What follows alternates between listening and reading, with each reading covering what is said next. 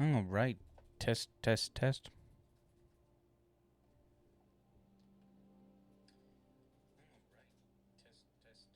Perfect. We're coming through. All right. Welcome back. Apologies about the lateness of this one. I actually intended on hopping on beforehand. But for those who don't know, I'm a member of the Department of Justice roleplay community, which is a 5M community that is one of the most realistic, if not the most realistic, law enforcement and emergency service roleplay communities. For those who may not be aware, 5M is a series of custom servers that use the Grand Theft Auto 5 kind of framework, if you will, and they're custom servers so that people can have custom assets and scripts and mods that allow people to either have additional things, role play better, so on and so forth. So if you are interested in learning more about that, go ahead and check out the Department of Justice roleplay community online. There are many members of their media team that post things on YouTube. They also feature regular streams. I might eventually join their media team, but currently I'm not, so I cannot stream any of that or put it up on my YouTube. But it is something that I likely will add in the future. But for those who may not know that community, you do have a hour requirement, and this month has been super busy, and I haven't had an opportunity to hop on. So today I ended up banging out close to 10 hours on that so that I can make sure I maintain my community involvement. So that does mean that I am starting this a wee bit later. If you're watching on the VOD later on, normally I start these streams between 6:30 and 8, depending on the day, especially these one-offs that are not part of the regular scheduled things for events like the IAE. But right now it is 11:50 at night on a Sunday. But I wanted to make sure I got each day covered. Today is day 3, which is MISC and Mirai. Mirai is technically a subdivision of MISC. And in fact, some of the ships that were originally MISC have now been migrated to Mirai from a lore standpoint. Let's put that on my back because I hate seeing that thing stuck out. So, yeah, MISC has quite a lineup of ships along with Mirai, so maybe we'll get lucky. Oh, no, we missed that one. That's okay. We'll grab the next. So, yeah, we'll hop in and quickly see that. I don't suspect we'll be... Oh, look at that. The train's, like, super punctual. I don't suspect we'll be super long tonight, probably about an hour, but I wanted to make sure that I was thorough and covered each and every day of the Intergalactic Aerospace Expo.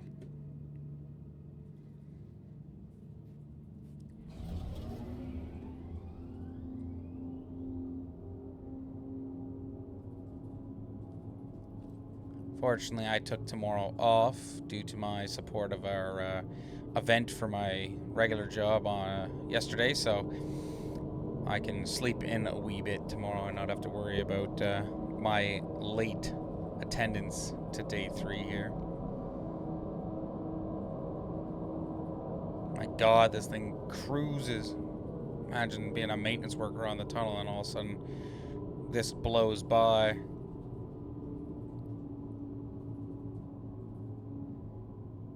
All right, arriving at the capsule is arriving.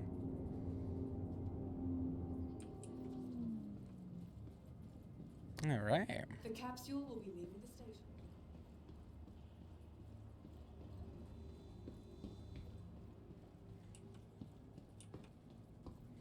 Apparently, zombie koala is not in love with somebody who has harmed them.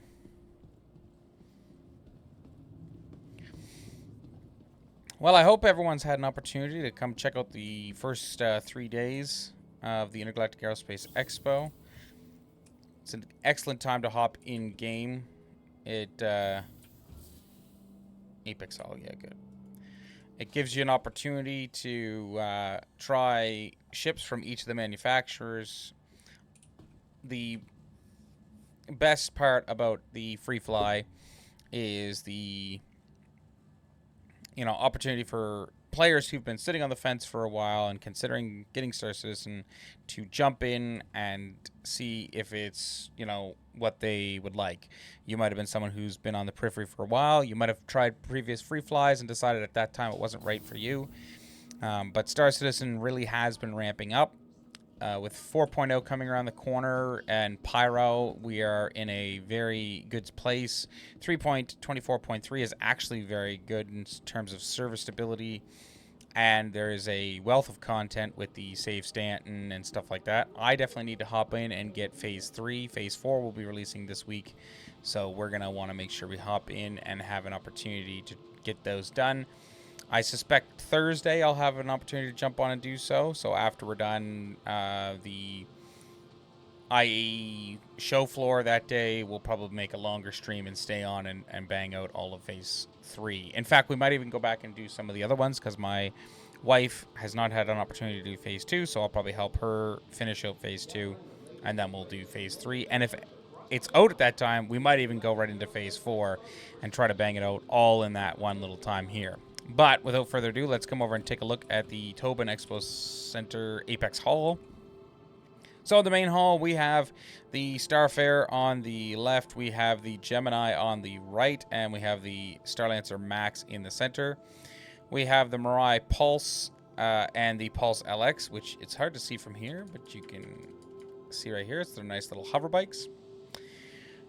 In hall number 2, we've got the Reliance series as well as the Furies. Hall 3, we've got our Hall A and C as well as the Prospector. Hall 4 is empty, and then in Hall 5 we have our Freelancer fleet. Downstairs we've got the Razor, both the LX, EX versions as well as the base. And then we have in the Hall of Viewers the Endeavor, Expanse, TAC, and Odyssey. So let's go without further ado.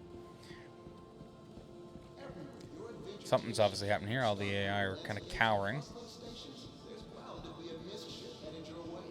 I really like the Starlancer. We're going to save that one for last. First, we're going to come over to the Pulse. I actually really like the Pulses too. They're super compact, and the best part about that is, first and foremost, the development team has done an amazing job like tucking away the fuel,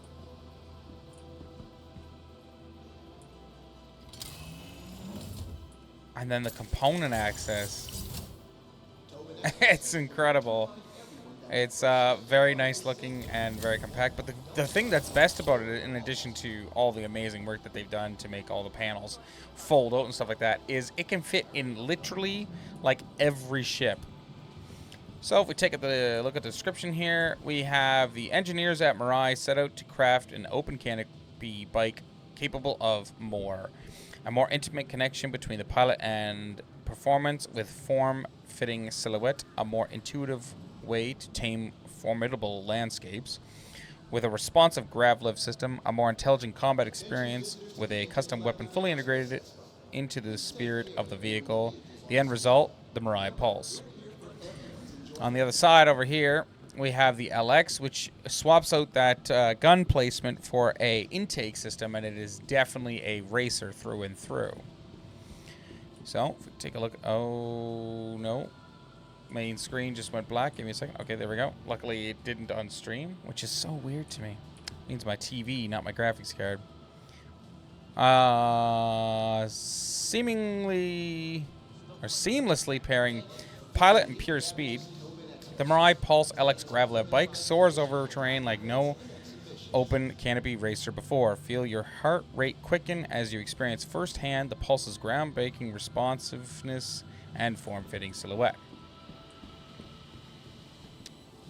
You can see very similar, just swaps out that with a greater intake there, and it is a bit faster. Now, we got the two Starfarers. We got the Gemini, and we got the regular version. The major differences between the Gemini and the main version here is if we zoom in, you can see there are some larger missile pods in the front, whereas this one lacks those, but features a hydrogen scoop. So the main one is definitely better for low-cost operations, or at least lower cost, because you're scooping in hydrogen as you go, whereas this one has to refuel completely on its own. The reason for that choice is that the Gemini is the military version. That was a partnership between MISC and Aegis to create a military hull refueler, so it has like additional armor and all that jazz, whereas this is your more civilianized variant. And so the military does not really have to worry. I mean, obviously there is a budget, but they have a slightly larger operating budget, and they don't mind operating at a loss at times if it means that they have frontline services and a protected platform. Whereas this one, companies are of course going to attempt to find the most optimal, cost benefit to their operations. Otherwise, they are pretty much identical, but we will take a quick look at the plaques and then head inside the Gemini, because otherwise these are identical on the inside.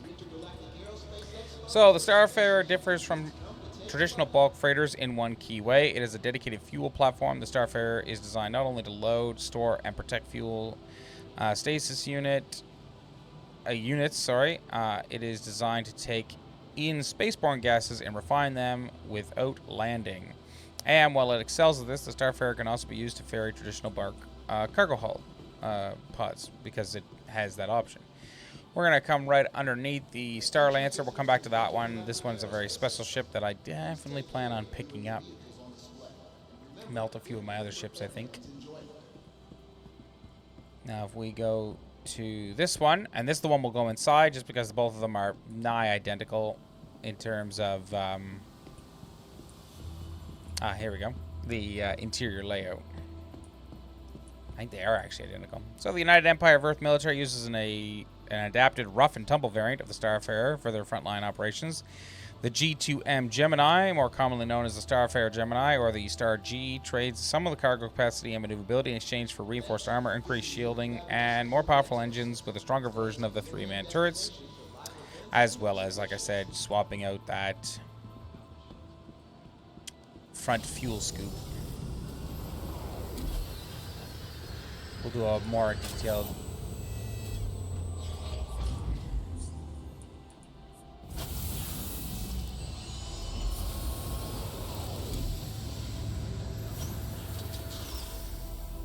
So we might not be able to get into this. Sometimes they get bugged on the show floor. Normally what would happen is under that caution keep clear, a ramp would fold down. It pops out and comes on down. But if we look back here, we have a total of 8 fuel pods. You can see those 2 at the front, and then the additional 3 more in line. The extendable fuel arm operated by a control on the gantry. It features 2-man turrets facing rearward on the underside. It's got one big turret up top. It's got the pilot-controlled guns and turrets. If the other one lets me inside, I'll happily use that one, because this one is not working. So hopefully we can get inside.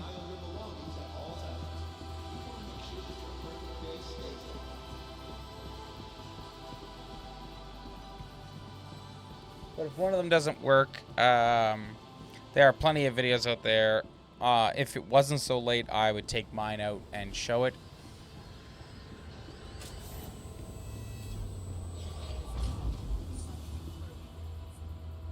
Yeah, unfortunate. So inside the ship, when you come up inside, there's a large cargo hold. To the front, there is a docking collar through a central like man door. If we go third person, yeah, there we go. Can I? There we go. We can give a little bit of the tour. So in here, you got that door up front. So there is some jump seats there on the bottom for people that are waiting to disembark, or For quick transports, that wouldn't be a very comfortable thing for long endurance travel. You have your cargo hold here, which does have magnetic floor, and you can store quite a bit of SCU. I don't know the exact one off the top of my head. Through the door at the front, you see there, it goes into a docking collar, which drops out to the bottom. Much as I said with the ships yesterday, I suspect eventually that might change once these get a gold standard pass, because that kind of direction's not really been followed in the modern ships. To our right-hand side here, if we come back here, you can see another door. That leads up a stairwell that heads kind of like up this way. And once it gets up top, you're kind of at the balcony overlooking the rest of the... Let's drop this back down here. So you're kind of at the balcony there. You can exit out onto here through an airlock, which brings you up to the gantry, where you can monitor fuel status and operate the extendable fuel arm. If you head back over to this side, going through a door up there leads you to the bridge, which has a very standard MISC bridge that you'd expect, escape pods, all that jazz. Carrying along the gantry up here, you can then get upstairs, and then upstairs there is the walkway that leads along both of the sides there. That leads you to the rear turrets, as well as access to engineering areas, gravity generator, suit locker, some engineering spaces with components, all that jazz. And then finally, there's a top floor that has access to your top turret and crew quarters, bathrooms, all that jazz. So unfortunately, we can't see that one, but that's okay. We're going to hop into the Star Lancer. So at the rear of the ship, for the Star Lancer, I love that a lot of ships now have physicalized buttons rather than some sort of fake click here. So you see this kind of comes up and then that sucks in. Very nice. A lot of people nickname this like the Fat Freelancer, and you'll see why if you've never seen a Freelancer, because it'll come up next. Coming onto the Star Lancer, you can see a nice large cargo bay at the back here. The two elevators that lead up to the crew deck. Some people are not in love with these and wish that one of them would have been deleted for additional cargo space, but in reality, it's not too bad. You have your central catwalk, and the cool thing about this area, so you load your cargo, and then this area can suck up. So, very neat.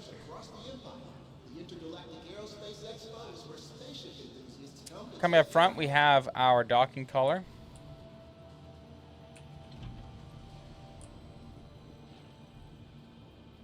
So it can dock on the port side of the ship. You have a armory here with suit storage, which totally makes sense. Little bench to get ready, weapon storage, all that jazz, because not only do you have your airlock, but you also have your elevator that can take you either up to the next floor or out of the ship, but we'll take the ladder up.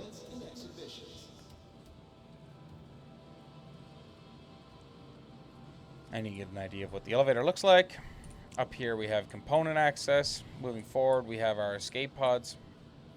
And then finally we come up to the bridge. Typical bridge that you'd expect. One thing I do like about this is that these blast doors can be closed, so in combat, you know, you have a little bit extra security there. Component and fuse storage, and then your pilot and co-pilot with, you know, your typical MISC style.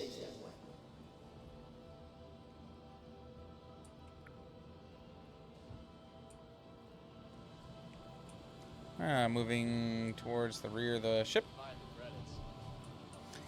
We have a quite a nice living arrangement. It's got the two top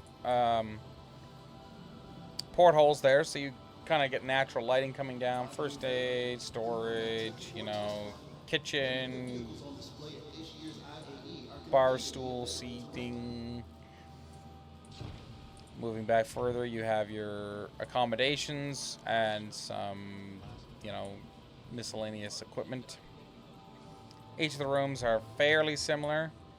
So it comes in with a double bed there.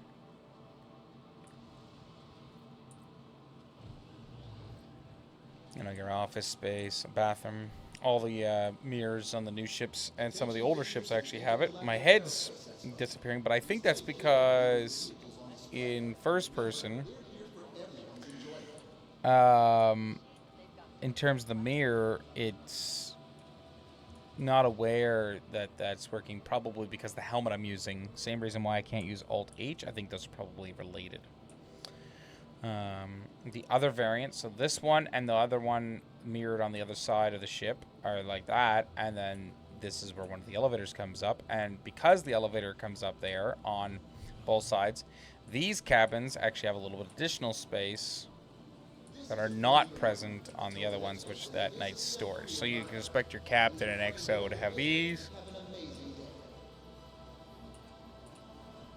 you know, and then your general crew to have the rest. And then a wonderful engineering space with component access and most of the stuff kind of centralized. So it's quite nice.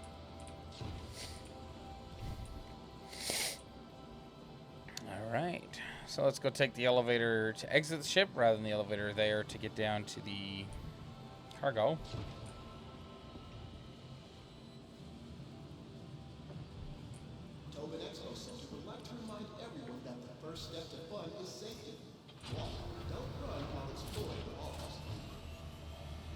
So this one comes down, and then a section of the ship kind of opens up and retracts back there. So a nice ship. It's, like I said, basically the Fat Freelancer. It's got a good size to it. The TAC version, the main difference is that in the cargo hold there, the first part of the cargo hold is actually 2 turrets that pop out. So you do lose some cargo. It has, in the crew quarters that we just went through, there's actually replaced with a hangar meant to take the Fury. And I suspect it probably has like additional shields and all that stuff, so you lose quite a bit of cargo, but it's meant to be more of a dedicated military kind of patrol craft at that for a, you know, relatively small crew. I think it also has a small med bay, so crew quarters being migrated and the med bay really opened it up to be more of a dedicated combat ship with a small amount of cargo rather than a hauler. And that's the version I'll probably grab because I have enough haulers, but that one's pretty cool. So you have your Prospector. This is your starter miner. For years, Prospector has been the universe's preferred mining vessel for solo operators, featuring its MISC sleek design and design sensibility, and a bevy of upgraded high-tech mining tools. The 2947 Prospector perfectly balances form and functionality, and it is a nice-looking ship. So you got your saddlebags on the side here. It's got VTOL thrusters. Nice mining attachments there. And entering the ship,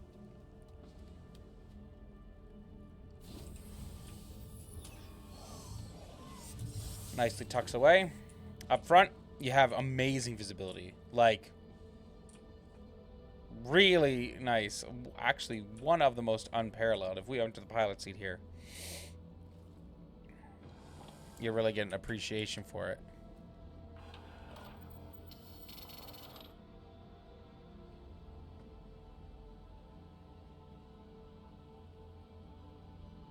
Nice. So, perfect for a non-combat, you know, mining ship.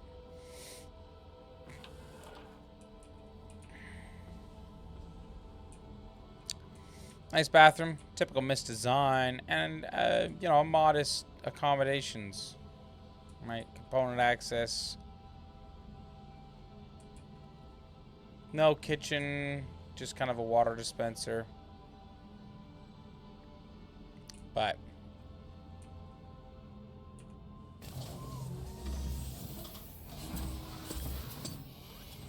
it's kind of got what it needs. Okay, now let's go over to the Hull A. The Hull A is the smallest of the Hull series. It is kind of your starter hauler after you've upgraded kind of from an Avenger. If you want to go more into the hauling things, that's unfortunate.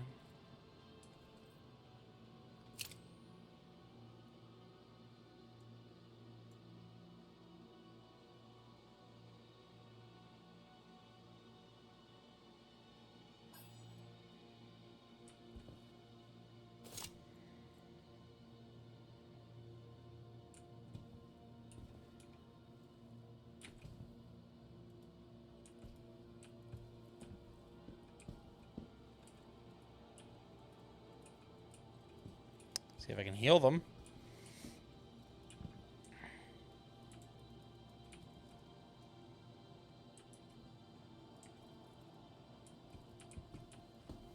I tried.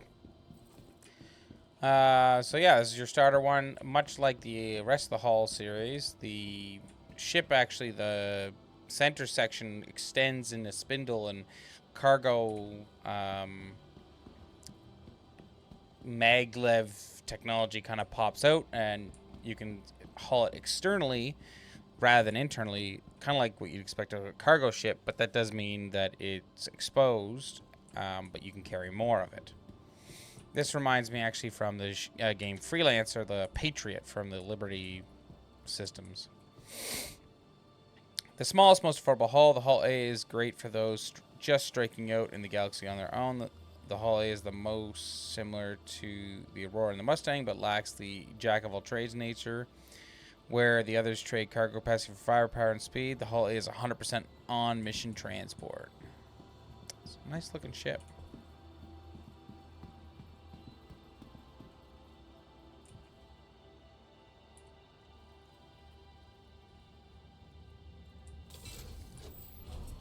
So I really like this for a couple reasons. So really smart component access.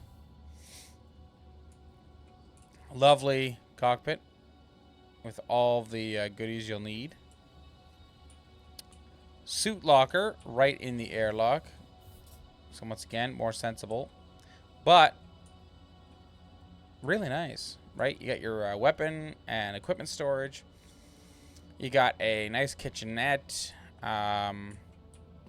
You know, a fridge, all that jazz, water dispenser, a nice bunk, complete with a little screen, and a, you know, modest bathroom. Quite large compared to most.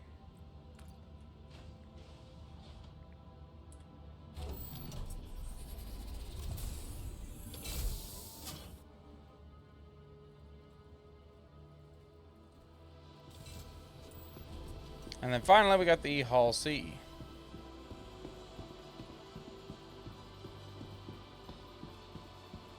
Now you can see what I was talking about with it expanded, right?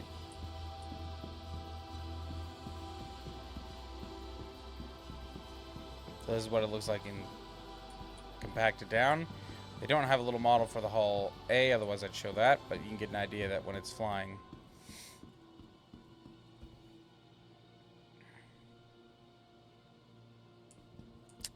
So, asshole. Often called the most common ship in the galaxy, the Hull C is the most produced of the range and is considered to be, by many, to be the most versatile, intended to hit the sweet spot between the smaller single-person transports and the massive star freighter or super freighters that make up the rest of the range, like the D and the E. The Hull C offers the most expansive modularity of the larger ships, while still retaining a modicum of maneuverability, allowed to the low end of the range.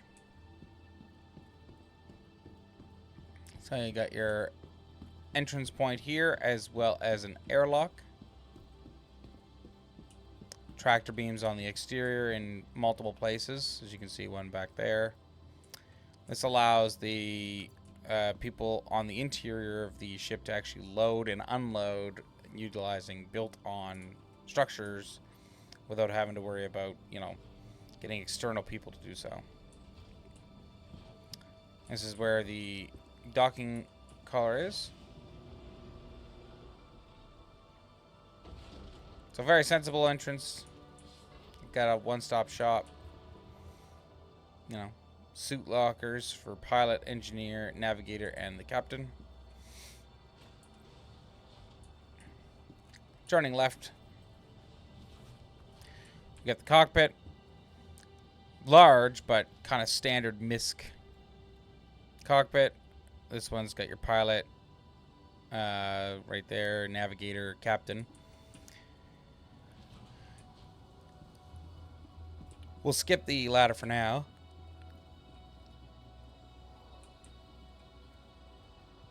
So you have your escape pods, each designated.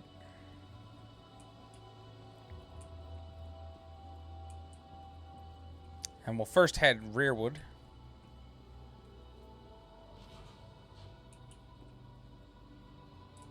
Now this is the neat little area because this spindle, as you can see in there, expands as the ship does so that you can migrate between the front and the rear of the ship. The rear of the ship is the engineering section, which features a ladder that is currently at the very top.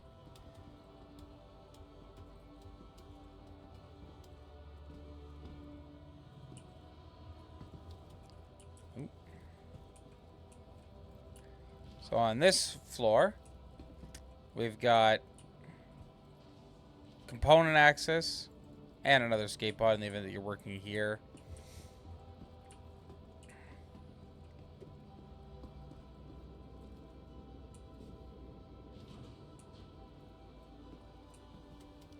And then up to the second set.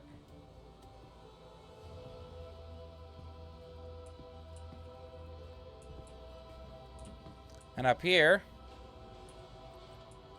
you have engineer suit locker and the ability to kind of come out on top so they can work on items and EVA around here.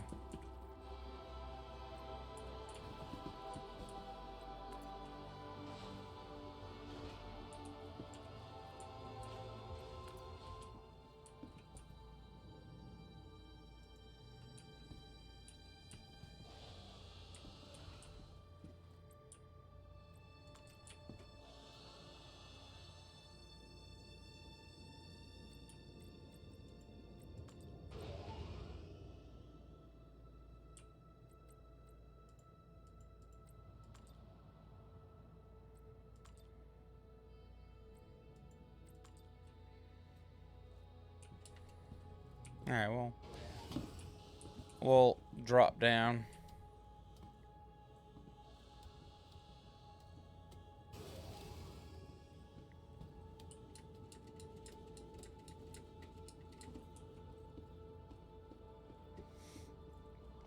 Moving back forward.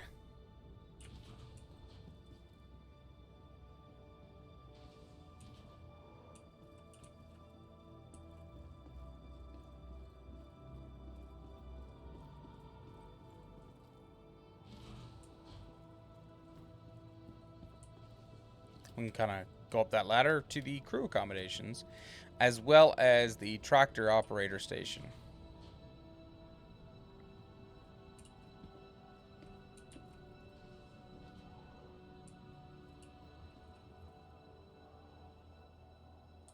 And the other cool thing is this can open up so in transit you can kind of look at rearward while it was there, or at least it used to.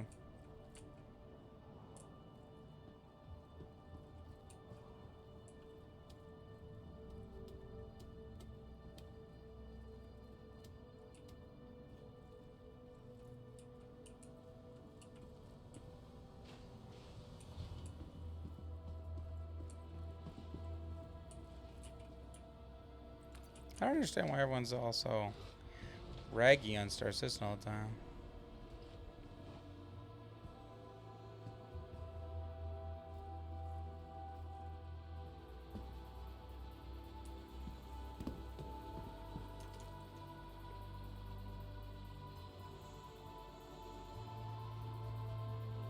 I just won't get involved. It really frustrates me, the short-sightedness. Oh. Hey, are you able to read your chats? Or your mic went muted? Is my mic muted?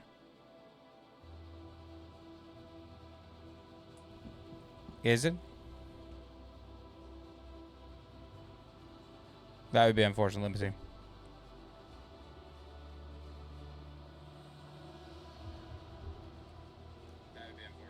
Oh, no. It's coming through. Apologies. I did not see that. I was so focused on everything else. But hello. Let's play with... Lisa. I probably butchered that, and I'm very sorry.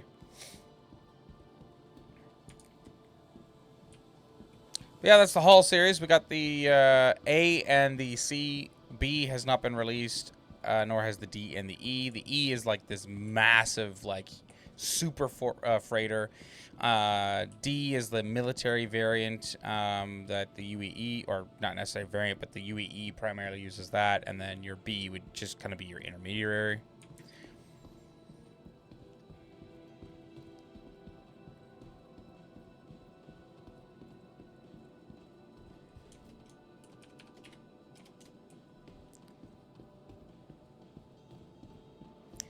Well said.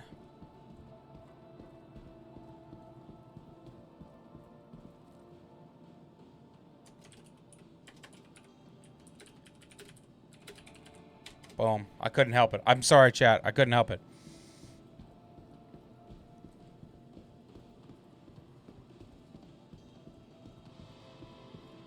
It drives me nuts. I genuinely don't understand the main feelings that people experience when they say that. Anyway, I'll just get frustrated thinking about the intellectually void spaces between their ears there if I keep this up. So we got the Reliance and the Furies. So the Reliance are kind of interesting. My favorite one's actually that yellow one over there because it's kind of like a news van. And I look forward to the day where I'm like sitting in a bar or sitting in my ship and I'm looking at the beautiful screen of a player literally going, and this year's Murray Cup is brought to you by, and then goes all this, you know,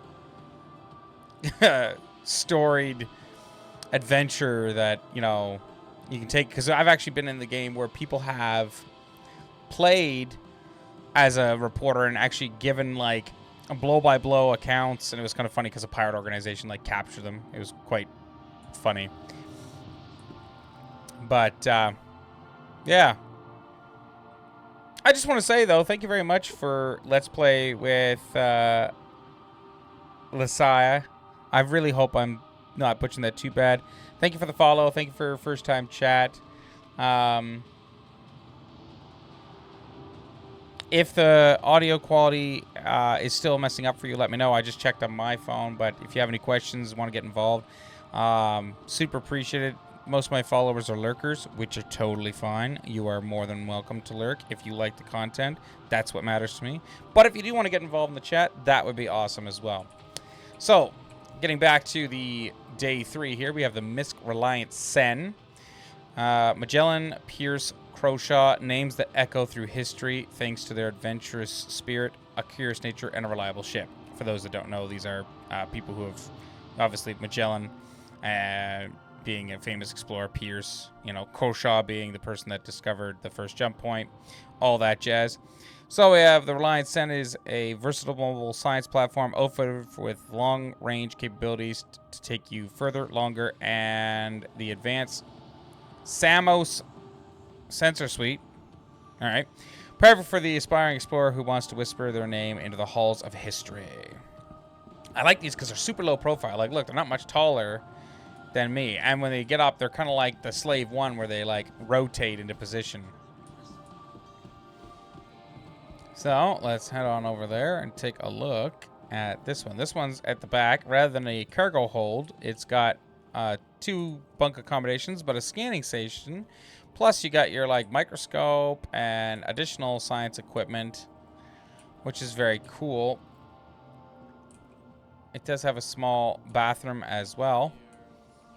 So you can imagine that, you know, you and your closest friend going out and exploring in this budget science and exploration ship. Then we got the Mako, which is our news van.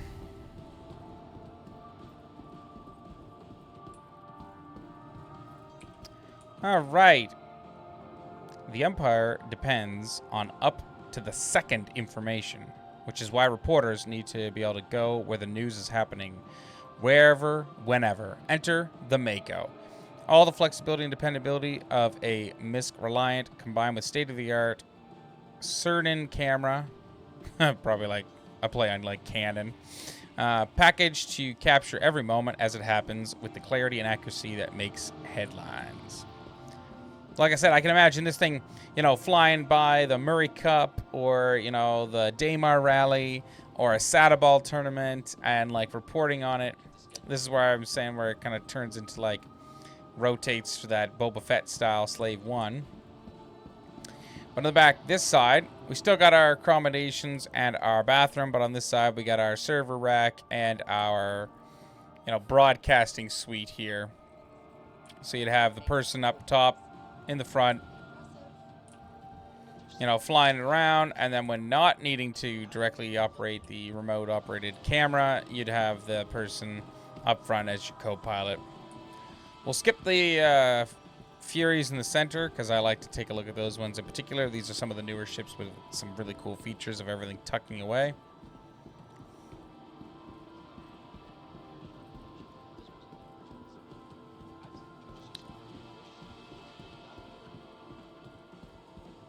I might have missed Let's Play's comment for too long, as I haven't seen a response yet. So I do appreciate the follow, though. And for anyone else who does watch these, just know that come December, when I have some time, I'm going to get the overlay set up on the stream itself so that it looks all pretty, and then you can see when people comment, so that, you know, if you're watching it afterwards in the VOD or on YouTube, then you can see that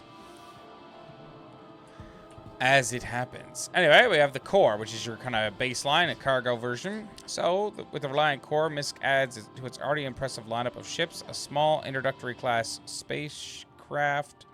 Utilizing advanced Jean design, the Reliant features broad, sleek wings, omnidirectional thrusters, and a fully articulated two-seat cockpit that supports horizontal and vertical flight modes. All of this combines with a larger carrying capacity than many ships in its class to make the core a natural choice for short-range hauling. Or with the addition of a few optional components, this ship can do anything you dream of.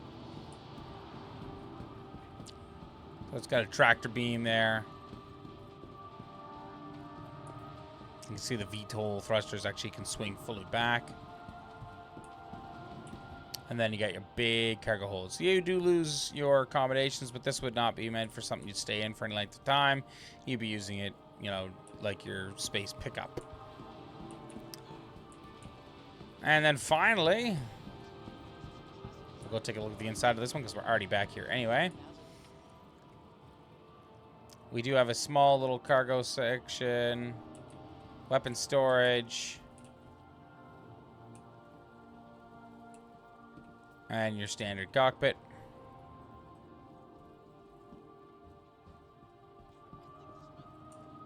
And let's come over here.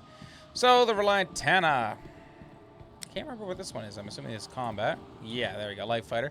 With humanity's ever expanding... ever expanding through the... They should have said verse. They missed a golden opportunity. I'm going to say verse. Through the verse, the need for a versatile, lightweight fighter has expanded with it. Easy to maintain with a rugged construction, the Reliant Tana makes for an ideal choice for frontier and outpost defense, thanks to its custom, high-yield power plant, stronger weapons, and additional weapon mounts, which you can see in the place of the tractor beam becomes that and that. All right, so now we can move on to the Freelancer Hall before proceeding downstairs. Oh, we almost forgot the Furies.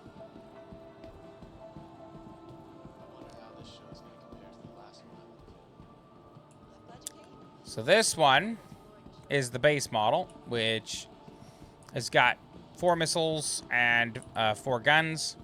I really like these ships because everything pops out of the sides, which is super cool. It's like a TIE fighter. It's like Star Citizen's version of a TIE fighter. It's a snub fighter. It does not have a jump drive.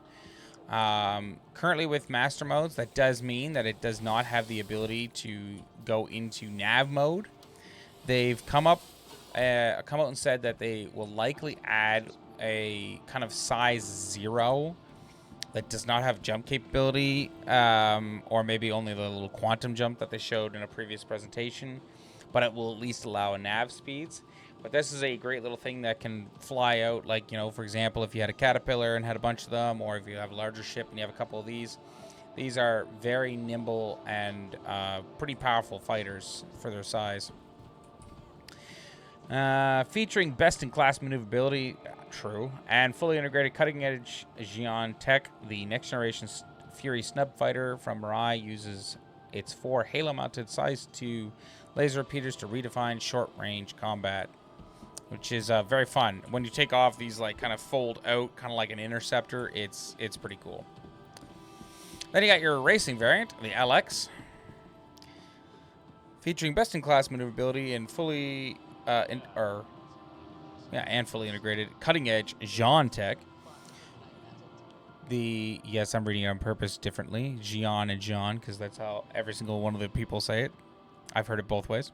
The next generation Fury LX racing ship from Mirai switches out the Lith ship's offensive capabilities to make room for additional maneuvering thrusters, perfect for getting across the finish line. So you'll see this one does not have actually any weapons and has a very nice and sleek design. Plus, I love the branding where it's like, you know, Yorm, Bearing, Microtech, Gemini, you know, Cryastro. Like, I like how they add that. I'm looking forward to seeing like races. This one's the coolest one. I prefer this one an actual use case because this one loses the guns and adds only missiles. But I love this one because it has this really cool like armored canopy that comes out. Wonder if I can deploy it without being inside. All right, we'll get into this one and then we'll read a little bit about this one. It's worth it.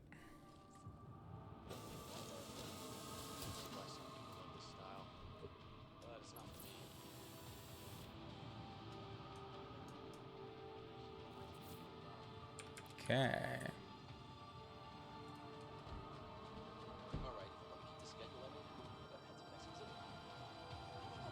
So see, on the outside it's empty. Like there is no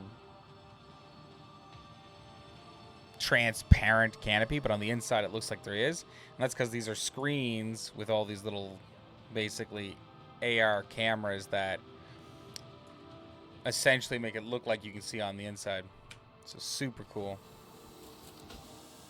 I wish the other ones could have that, or that this one could have its missiles swapped out for guns.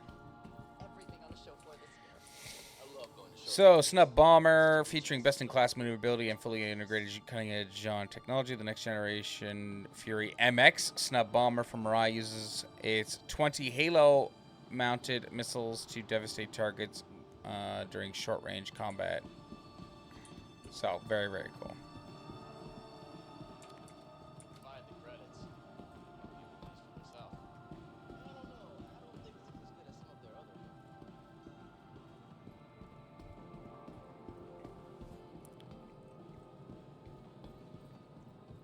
So on to the Freelancer Hall, and then we'll pop downstairs for the Holo Viewer after that, and then we're going to call it a night. It is currently 12:37 in the morning, my time. If you're on the same time zone or on the West Coast, it's not terrible, but if you're on the East Coast, I suspect if you're watching this, you're on night shift.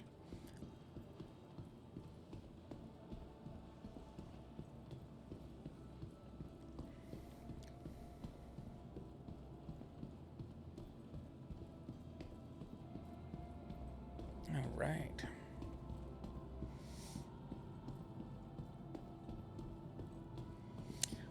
tomorrow's video will not be nearly as late. For those that watch this late and, you know, would hope to see me more often, that might be a potential in the event that I win the lottery or by otherwise means do not need to work my day job, because otherwise I'd be struggling trying to get up in the morning. I'm struggling to stay awake as it is now. But I wanted to make sure that I fulfilled my commitment of showcasing the IAE and all of its glory. As a manufacturer, I think this might be one of their strongest showings to date. I really appreciate that they've got some of their First time chat from Cloud Boards, day 3. The only problem with day 3 is that the, which is not unusual, unfortunately. It seems like it's like this every year.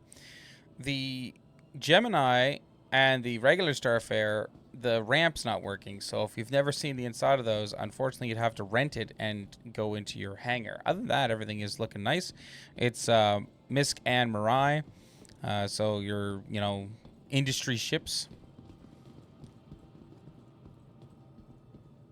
If you've missed the earlier stuff, go back and watch the VOD. But we got the freelancers left, and then the downstairs, which is the razors and the holo viewers.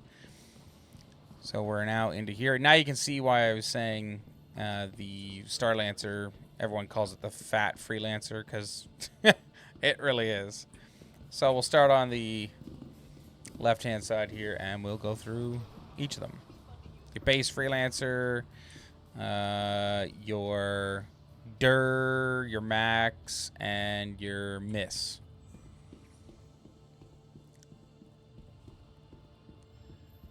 All right. You know, I love Star Citizen's always done these commercials, and I really love the old freelancer commercial that they had. It was like, you know, your typical Ram or Ford pickup truck kind of commercial. Yeah, they've done a good job. And knowing their full history makes what they're showing extra impressive. The miss ships that I really like, Cloud was just saying, for those who might not be seeing the chat, it's just saying, I honestly am too lazy to get on to see the miss ships. I think miss is kind of boring. I can see that. Like, the freelancers have been pretty outdated for quite some time. So that doesn't help. And on top of that, if you're not really into the industry ships, if you're more into the combat, they don't really have much to offer other than their Furies to be, like, actually competitive. And even then, it's a snub ship, so you'd need access to something to transport you. But the thing I do like about it is the Hull C, once we have AI flying around, is going to be one of the more common ships you see. And also in terms of, like, later on in Guild, yeah, Drake. In terms of guilds, you're going to want to use a Hull series to transport all your goodies to your bases and your space stations for sure. I like Drake, some of the Drake ships, but it's not my favorite manufacturer. I'd say my favorite is a toss-up between probably Anvil and Aegis. But we have our base freelancer, which is long-haul merchant ships used by major corporations, but they are just as frequently repurposed as dedicated exploration vessels by independent captains who want to operate on the fringes of the galaxy, which really more applies to the DUR. But we'll go ahead and hop in the back here. Didn't really think this manufacturer was my style. Kind of into what they're showing. You have a turret access up top. They've somehow outdone themselves with their The cargo bay actually got slightly smaller over the years. Not by much, but a little bit, because they have to, of course, add all the physicalized components. They now live on the sides. Back in the day, if I'm not mistaken, I think you used to have, like, a stairwell that came up over the landing gear up front. That was a long time ago. You have your stairway exit on the side, 4 bunks, you know, modest little accommodation, water dispenser, your head, kind of a table. If that could fold back a little more, you could use it more practically. And then, you know, a fairly typical MISC bridge where they have the large curved window. Now, back in the day, the The metrics are kind of off. I really am looking forward to when the freelancers get more of a gold pass rather than these minor touch-ups. And the reason I say that is I really do like the freelancer in general, as I like its shape language is, not a bad looking ship. But back in the day, they thought that, 4 people were going to be needed to fly this. And there are ships that are bigger that need less. So unless that's still the intention, I think that the inside could be benefited by reducing the crew size. So only like 2. And then the other side being a larger, maybe shift the bathroom up here and then down here have like a larger kitchenette. Something to that effect, because really you don't need 4 crew for something this size. A pilot and a co-pilot, and then in combat maybe your co-pilot runs back and gets in the turret. I think 4 is a bit overkill. Now the DUR, oh, I didn't know it had attritions. The DUR is your exploration ship. So the Freelancer DUR variant specializes in exploration, sacrificing 25% of the cargo capacity of the standard Freelancer for an enhanced jump drive, a more advanced scanner, and an expanded fuel tanks. May seem like a bad call to some, but for those who value discovery over profit, you'll find that this is the ship of choice. Now, compared to the other exploration ships we have in and around the same size, this is actually not a bad choice, and I do like the aesthetics of the back end here. But once again, I think 2 would be more optimal. Cargo bay is slightly reduced because, of course, you have this section expanded.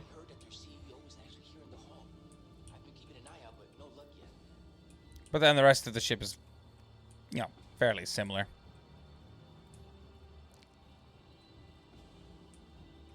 And the top docking, as I've mentioned with the other ships, I think first, I don't know how, short of disabling gravity in this section, I don't know how you'd even access that. But more importantly, none of the modern ships that actually use docking ports have anything like that. So I suspect when a gold pass is done, it'll be much more streamlined.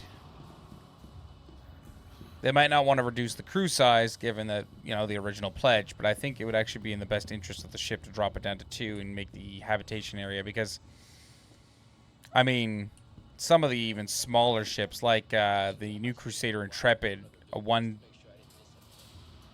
person ship, has a much nicer interior than these ones. So the Max is obviously a bigger freight. You see that it's got a thick back, THICC. The Freelancer variant with additional cargo capacity at the expense of weapons. The Freelancer Max variant sacrifices weaponry. Let's try it again in English. Weaponry for an increased cargo capacity, making it ideal for equipment or raw material transport. Now, I had the Max for a little bit, actually, because damn, boy, she deck. So for this size ship, it's actually got quite a nice cargo.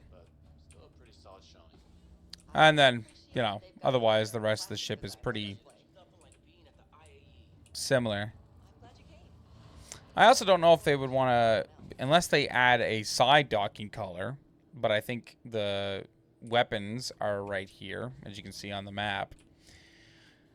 I think they should just delete this door, not have a docking collar on it, and have the cargo bay expanded, or have a ladder that comes down and actually have it dock in that angle. The only thing that I think would be weird with that is the transition when you come out, your character would have to not flop like on the ground. Now, this one's actually probably one of the more practical ones currently in game due to its, large missile pool that it has, but the Freelancer MISC is a limited edition militarized variant of the classic mercantile ship developed by the UAE. They were produced in very small quantities due to some early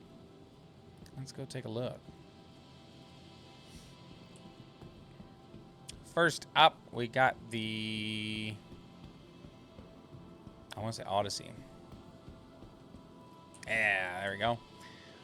Survey distant frontiers and explore the furthest reaches of space with the MISC Odyssey, the most advanced and complete exploration ship available to civilians, designed to be the supremely... Let's try it again. It is late. I apologize. Designed to be supremely self-sufficient, the Odyssey comes with an onboard refinery and built-in mining tech, expansive capacity for supplies, and a hammer. Oh my God. And a hangar capable of housing a small ship, along with comprehensive, comfortable accommodations for crew of 7. So I really like this ship. First, the fact that it has onboard mining and processing facility means that as you're out and about exploring, you can refine additional fuels, refine, salvage, mined materials into something that is usable. Much like when you salvage and you can process that RMC into like a multi-tool and stuff like that, you'll be able to keep yourself going much longer. The fact that it is a dedicated explorer and marketed as the most advanced you can get from the civilian market, which is implying that it should be better than the Carrack, also featuring a hangar, so it's competitive to the Carrack, and decent accommodations. I am very much looking forward to this ship. And then we have the TAC. So you can see what I was saying earlier, that it basically adds these turrets on either side, and as well as that hangar. Screen disconnected. See if the other one's working.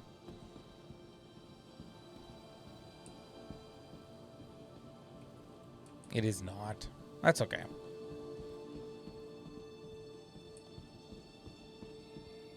Then we have the refinery ship here, the Expanse. So the MISC Expanse self-contained refinery system seeks to redefine the industry standard for entry-level vehicular-based mineral processing, specifically designed to operate in tandem with mining ships like the MISC Prospector. The Expanse is the perfect complement to any mining operation, thanks to the ability to transform full raw material pods into sellable material. Which is cool, because if you had like a mining conglomerate, you'd expect that a bunch of prospectors would mine and then come and drop off these pods. These pods would then be loaded into here. It would refine it, and then another ship can come and take that. So you're kind of cutting out that process of refining. And then we have our Endeavor, which is a cool ship because it's very modular. So this front section from about here forward can detach from the remainder of the ship. And so you'd have, your bridge or cockpit, accommodations, engineering, all that jazz. But you then also have the ability to modularly choose what you want. And one of the ones that's the coolest for me, especially in terms of org operation, is there's a hospital attachment. There is a ambulance bay, which can hold 2 Drake Cutlass Reds, and it has the ability with another module to kind of manufacture your own pharmaceuticals. So you can really cut down on the need for your people to spawn further away or have other ships. You could just have this dedicated one providing, essentially a mobile hospital. So the Musashi Industrial and Starflight Concern is proud to present the Endeavor-class research vessel, which also is another neat thing. Before I go on, the research element allows you to, I'm assuming, especially with blueprints, kind of research and develop different things, or maybe modifications, or when they talked about there's different upgrades that you can get for items. This would be one of those things, as well as, scientific research like botany and things like that, because they have like domes, someone actually made a good point that what if someone made the dome, I saw it on a YouTube video recently where they said, if you had the hospital variant and you made these domes basically like a walkable garden for people on recovery, which is kind of cool from like a role play standpoint. A modular space platform designed to be adapted for a variety of scientific and medical tasks. Initially developed as a floating laboratory, the MISC Endeavour can be outfitted for everything from spatial telescopy to use as a mobile hospital. And the hospital one's the most interesting to me, but the science stuff is actually not bad either. Well, it is clear that I am struggling, given I'm not able to English. So with that, I'm gonna head upstairs and just get some food for my character, get some to drink, and then I am gonna hop off. I really want to thank people for tuning in, despite how late it is. I know everyone's different time zones. You know, it might not be as late for you, or it might be super late, or you might be in a different time zone, completely like in Europe or in you know, the UK. So it might be a more forgiving time, but I still want to thank everyone for coming and watching. And I also really want to thank both Let's Play and Cloud for hopping into the comments, first-time chatters. It's always more fun as a content creator when you can directly interact with your community. And so thank you very much for tuning in, and I really hope you enjoyed. If you haven't had an opportunity to hop on yet, whether you're already a backer or someone new, definitely take an opportunity. Check the schedule before I get some food. I'll throw that up here so that you can see. I think there was a schedule thing over here, if I'm not mistaken. I thought there was. We can use this one down here.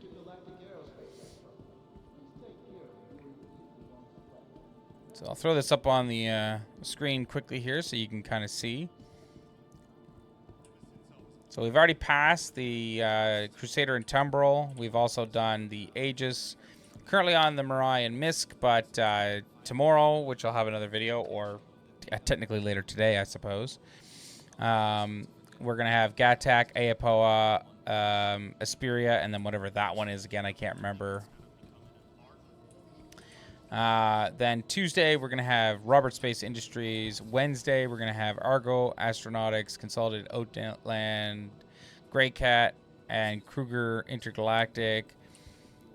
So, yeah.